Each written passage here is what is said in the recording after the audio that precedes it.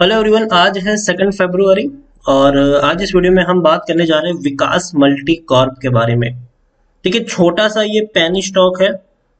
1 रुपए से 20 रुपए तक बहुत ही कम वक्त में ये पहुंचा, लेकिन 20 रुपए से गिरकर 3 रुपए से भी नीचे ये उतने ही कम वक्त में वापस पहुंच गया। लेकिन अब धीरे धीरे ही सही, लेकिन तेजी की तरफ ये शेयर आगे बढ़ रहा है।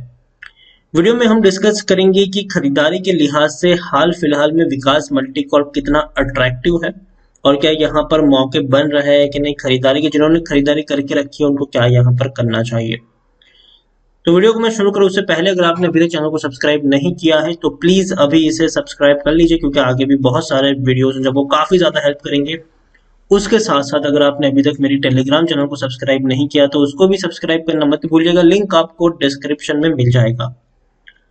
तो बात करते हैं विकास मल्टीकॉर्प की। 3 रुपए 65 पैसे का ये शेयर है। आज भी तकरीबन 4.5% की तेजी है और पिछले कुछ दिनों से ये तेजी चल भी रही है। देखिए, टूट कर ये शेयर 2 रुपए 95 पैसे तक गया था, लेकिन उसके बाद कंटिन्यूअस लगातार 5 दिनों से ये अपर सर्किट लगा रहा है, तेजी की तरफ आगे बढ़ रहा है। यहाँ पर अगर हम देखें तो पिछले कुछ वक्त में यही पर चीज देखने को मिली है। तेजी आती है तो बड़ी तेजी आती है, गिरावट आती है तो गिरावट आती है। खरीदने का किसी को मौका नहीं मिलता तेजी में, और गिरावट में किसी को बेचने तक का भी मौका नहीं मिलता। 5% अपर सर्किट और 5% लोअर सर्किट का ही खेल हमें पिछले कुछ दिनों से यहाँ पर देखने को मिल रहा है। 6 महीने में अगर हम देखें तो शेयर आप देखिए 17 रुपए से टूटकर नीचे आया था, काफी लंबा वक्त स्टेबल रहा ये, फिर एक बड़ी तेजी दिखाई, लेकिन उसके बाद अगर हम देखें तो एक बड़ी गिरावट में भी ये शेयर हमें जाते हुए देखने को मिला। लेकिन अब फिर से तेजी की तरफ धीरे धीरे आगे बढ़ रहा है। एक साल में अगर हम देखें तो आप देखिए 1 रुपए से भी कम प्राइस पे शेयर अवेलेबल था, 95 पैसे का ये शेयर था। बहुत ही कम वक्त में पहुंच गया 20 रुपए से भी ऊपर। बाद में फिर से गिरावट आई, तेजी आई, गिरावट आई, फिर तेजी आई। देखिए, ये जो इतनी बड़ी रैली आई थी उसकी वजह भी थी। उसकी वजह ये थी कि इस कंपनी के ऊपर जो कर्जा था, कंपनी ने आधा कर्जा इसमें से चुका दिया था और कंपनी का ये कहना था कि वो जीरो डेट वाली कंपनी बन जाएगी बहुत ही कम वक्त में। स्टेट बैंक ऑफ इंडिया का कर्जा था इनके ऊपर, जिसमें से तकरीबन 14 करोड़ के आसपास का कर्जा था, जिसमें से 6-7 करोड़ रुपए इन्होंने चुका दिए थे।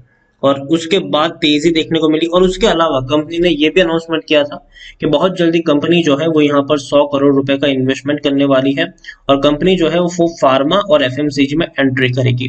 एफएमसीजी में 100 करोड़ रुपए का निवेश करेगी आने वाले 2 सालों में। और इसके बाद शेयर में लगातार तेजी बनी थी, लेकिन उसके बाद जब तक कोई बड़ी खबर नहीं आई शेयर टूट के बिखर गया। और बिखरने की एक और वजह यह भी थी कि प्रमोटर यहाँ पर सस्पिशियस कर रहे थे। प्रमोटर ने बहुत सारे शेयर्स बेच दिए इस तेजी के दौरान। अगर मैं आपको यहाँ पर प्रमोटर की होल्डिंग दिखाऊं तो देखिए, सितंबर क्वार्टर में जो 53.50% की प्रमोटर की होल्डिंग थी वो दिसंबर क्वार्टर आते आते 33.72% हो गई। मतलब ये जो तेजी का दौर था यहाँ पर, ये जो तेजी का दौर था, इस तेजी के दौर में प्रमोटर ने बिकवाली करी थी, प्रमोटर के द्वारा बिकवाली हुई थी इस तेजी के दौर में। और यही एक वजह थी कि शेयर में आपको और बड़ी गिरावट देखने को मिल गई। आप देखें यहाँ पर तकरीबन 20% की होल्डिंग प्रमोटर के द्वारा इस वक्त में बेची गई थी। लेकिन हाँ, ये भी सच है कि एफआईएस ने बड़ी खरीदारी करी। 6.99% की होल्डिंग 13.18% के आसपास हो गई। मतलब 6.19% की खरीदारी करी, ऑलमोस्ट डबल शेयर खरीद लिए एफआईएस ने इस दौरान में। तो एफआईएस की खरीदारी की वजह ये भी थी कि जो मैनेजमेंट के द्वारा जो प्रोमिस किए गए थे, मैनेजमेंट के द्वारा जो रोड मैप बताया गया था कि भैया हम एफएमसीजी में एंट्री कर रहे हैं, हम फार्मा में एंट्री कर रहे हैं, और बड़ी बड़ी कंपनी को अक्वायर करने की बात वहां पर की गई थी। और इवन एडविक लेबोरेटरीज को फार्मा के लिए इन्होंने अक्वायर किया था। एडविक लेबोरेटरीज की अगर हम बात करें तो वो बहुत बड़ी कंपनी है, लेकिन उतनी बड़ी भी नहीं, लेकिन हाँ एक रिस्पेक्टेड कंपनी आप उसको बोल सकते हैं, क्योंकि उसके जो क्लाइंट है वो डॉक्टर रेड्डी से लेकर अबाउट इंडिया तक बहुत बड़े बड़े क्लाइंट्स इनके देखने को मिल रहे हैं। उसके बाद एफएमसीजी में भी एंट्री की बातचीत थी। आप देखिए 9 एफआईएल्स ने पैसा लगाया है और हाईएस्ट पब्लिक शेयर होल्डर में ग्लोब कैपिटल मार्केट लिमिटेड है, 3.35% की होल्डिंग, लेकिन इंडिविजुअल इन्वेस्टर होल्डिंग 35% के आसपास देखने को मिल रही है। विकास मल्टीकॉर्प अभी के हाल में न्यूट्रल है, क्योंकि अभी कोई बड़ा अनाउंसमेंट यहाँ पर अभी भी हुआ नहीं है। अभी जो 100 करोड़ रुपए की फंडिंग की बात थी, अभी उसके लिए फंड रेजिंग हो रही है। जो इन्वेस्टमेंट की बात थी, ठीक है, कि हम एफएमसीजी में 100 करोड़ रुपए का इन्वेस्टमेंट करेंगे, एफएमसीजी में हम ये करेंगे वो करेंगे, लेकिन अभी उसके फंड रेजिंग की बात चल रही है। अभी 100 करोड़ रुपए की कंपनी पहले फंड रेज करेगी। फंड रेज करने के बाद उसको इन्वेस्ट करेगी, और इन सब में एक लंबा प्रोसीजर निकल जाएगा। तो अभी शॉर्ट टर्म में कोई बड़ा चमत्कार नहीं होगा, लेकिन हाँ तेजी और गिरावट आपको जरूर देखने को मिलेगी। प्रमोटर यहाँ पर बड़ा गेम जरूर खेलेंगे। आप देखिए according to Moneycontrol user 80% लोग खरीदने की सलाह दे रहे, 17% लोग होल्ड करने की, मतलब 97% लोग आपको यहाँ पर पॉजिटिव व्यू है, जबकि सिर्फ 3% लोगों का यहाँ पर नेगेटिव व्यू देखने को मिल रहा है। अच्छी बात यह है कि 1 फरवरी के बाद प्रमोटर के द्वारा कोई बड़ी खरीदारी बिकवाली नहीं देखने को मिली है, और ये मैं हमेशा कहता हूं क्योंकि इससे पहले भी जब मैंने प्रमोटर के बारे में देखा था तो मैं खुद हैरान था कि भैया कोई कंपनी में प्रमोटर इतने ज्यादा ट्रांजेक्शन कैसे कर सकता है। अब देखिए 23 जनवरी को प्रमोटर के द्वारा कितने सारे ट्रांजेक्शन किए गए थे, कम से कम 23 जनवरी को प्रमोटर के द्वारा 13 ट्रांजेक्शन किए गए थे, 12 से 13 ट्रांजेक्शन हुए थे, और वो भी बड़े बड़े ट्रांजेक्शन। प्रमोटर के द्वारा पहले भैया 1 करोड़ शेयर बेचे गए, फिर 11 करोड़, फिर सॉरी 1 लाख शेयर बेचा गया, फिर 11 लाख शेयर बेचे गए, फिर 32 लाख शेयर बेचे गए, फिर और 32 लाख शेयर बेचे गए। तो ये सारी चीजें थी यहाँ पर, और ये कहीं ना कहीं मुझे उतना सही नहीं लग रहा था। 1 फरवरी को कुल मिलाकर अगर हम देखें तो बस हैंड्स एक्सचेंज हुए हैं, 51 लाख शेयर नंद किशोर गर्ग ने खरीदे हैं, जबकि विनोद कुमार गर्ग ने वो बेचे हैं, ठीक है।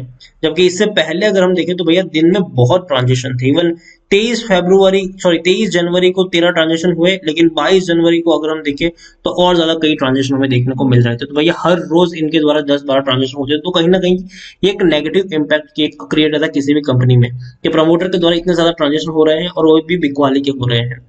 तो एक नेगेटिव इंप्रेशन था उस वक्त, लेकिन अब धीरे धीरे पिछले कुछ दिनों से अगर हम देखें 1 फरवरी के बाद प्रमोटर के द्वारा कोई बड़ा ट्रांजेक्शन नहीं किया गया, तो ये एक मैं मानता हूँ कि स्टेबिलिटी देगा इस शेयर को, और तेजी में आपको जरूर थोड़ा सा कंट्रीब्यूट कर सकता है। लेकिन रेवेन्यू बहुत बड़े हद तक इनके डीप हुए हैं। आप देखिए 50 करोड़ का रेवेन्यू मुश्किल से 9 करोड़ तक पहुंच चुका है, जो एक अच्छी संकेत तो नहीं है। और देखिए 50 करोड़ के रेवेन्यू सीधे 9.5 करोड़ तक पहुंच चुके हैं, और जो प्रॉफिट था वो 1 करोड़ से घट के 7 लाख पे आ चुका है। तो कम हुआ है, मार्जिन भी बहुत हद तक नेगेटिव में चला गया है, प्रॉफिट भी ना के बराबर इनको हुआ है, और सेलिंग भी बहुत कम हुई है। लेकिन उम्मीद करते हैं कि धीरे धीरे कंपनी की स्टेबिलिटी जो है वो वापस से लौटे और एक फिर से तेजी की तरफ से आगे बढ़े। और हाँ, मैंने आपको कहा था कि जब तक मैनेजमेंट यहाँ पर स्टेबल नहीं होते, जब तक मैनेजमेंट ये खरीदारी और बिक्री का काम बंद नहीं करते, तब तक आपको इसको अवॉइड करना है। लेकिन खरीदारी की है तो बने रहिएगा, बेचने की जरूरत नहीं है यहाँ पर, क्योंकि देखिए भले ही यहाँ पर मैनेजमेंट कुछ भी खेल खेल रहे हो, लेकिन मैनेजमेंट निचले लेवल पर दोबारा खरीदारी करने जरूर आएंगे, और फिर से तेजी के संकेत आपको देखने को यहाँ पर मिल जाएंगे। जो प्लान है इनका फार्मा और एफएमसीजी में एंट्री को लेकर, वो डेफिनेटली आपको फुलफिल होता हुआ देखने को मिल जाएगा। लेकिन हाँ, एक बड़ा वक्त लगेगा इसमें। अब कितना बड़ा वक्त लगेगा ये कहना मुश्किल है, लेकिन वक्त लगेगा। तो अगर आप में पेशेंस हो, यहाँ पर खरीद कर भूलने वाला पेशेंस हो, तो ही आप यहाँ पर एंट्री करें। और खरीदारी भी आप ऐसा मत करिए कि एक बहुत बड़ी क्वांटिटी खरीद ली, 1 लाख 2 लाख या फिर 10 लाख शेयर की क्वांटिटी खरीदने की गलती मत करिए। छोटा सा निवेश करिए, वो भी टुकड़ों में करें। अगर आपको 1000 शेयर भी खरीदने हैं तो पहले 200 खरीदिए, फिर वेट करिए गिरावट आए और क्वांटिटी ऐड करें, वेट करें गिरावट आए और क्वांटिटी ऐड करें।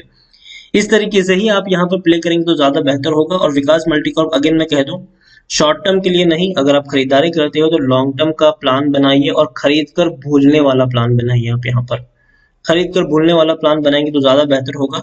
और अगेन इतना ट्रस्ट वर्दी ये शेयर नहीं है, मैं कह दूं। मैनेजमेंट जो है इनका, उसके ऊपर मुझे भरोसा तो नहीं है, बहुत ही सस्पिशियस है ये इनका मैनेजमेंट। लेकिन फिर भी अगर मुझे लगता है कि जब शेयर में फ्यूचर में आपको थोड़ी बहुत जो प्लान है वो एग्जीक्यूट होते हुए नजर आएंगे, तब फिर से आपको तेजी देखने को मिल सकती है, और मैनेजमेंट के द्वारा भी फ्यूचर में खरीदारी देखने को मिल जाएगी निचले लेवल पर।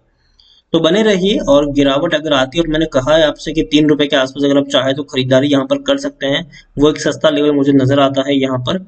लेकिन फिर भी खरीदारी एक बहुत बड़ी क्वांटिटी की अभी भी नहीं है। अगेन कह दूं, यहाँ पर कुछ लोग फिर ये मत कहिए कि सर मैंने 10 लाख शेयर खरीद लिए, अब मैं क्या करूं। प्लीज इतनी बड़ी गलती यहाँ पर मत करिए। खरीदारी करनी है तो उतनी ही खरीदारी करिए जितना नुकसान आप सहने के लिए तैयार हो। अगर आपको अब बड़ा पैसा लगाना है तो अब बड़ी कंपनियों पे लगाइए, अच्छी कंपनियों पे लगाइए जिसके डूबने की शक्यता ना के बराबर है और जिन्होंने कंसिस्टेंसी अच्छा परफॉर्मेंस करके दिखाया है। ये वो शेयर है जिसको खरीद के बोल सकते हैं, ताकि अगर चल गया तो चल गया, नहीं तो कोई बात नहीं, ज्यादा हमको कोई फर्क तो पड़ता नहीं इन सारी चीजों से। तो इसको आप इसी तरीके से ट्रीट करिए कि ये कोई आपका पोर्टफोलियो बढ़ाने वाला शेयर नहीं होगा, ये बस आपके पोर्टफोलियो में चल गया तो चल गया वाला तुक्के वाला शेयर के तौर पर आप इसको यूज कर सकते हैं, वो भी छोटी क्वांटिटी के साथ। एक बड़ी क्वांटिटी अभी भी मेरी तरफ से खरीदारी करने की मनाही है, लेकिन छोटी क्वांटिटी अगर आप चाहे तो करिए, वो भी टुकड़ों में करेंगे तो ज्यादा बेहतर होगा, ताकि गिरावट में आप थोड़ी और क्वांटिटी वहां पर ऐड कर पाए। तो वीडियो को यहीं पे एंड करूंगा। पसंद आया हो तो प्लीज लाइक करो, शेयर करो। चैनल पर अगर आप पहली बार आए हैं तो प्लीज सब्सक्राइब करें। विकास मल्टी कॉर्प के बारे में आप क्या सोचते हैं वो भी आप मुझे कमेंट में लिखकर बता सकते हैं। Thank you.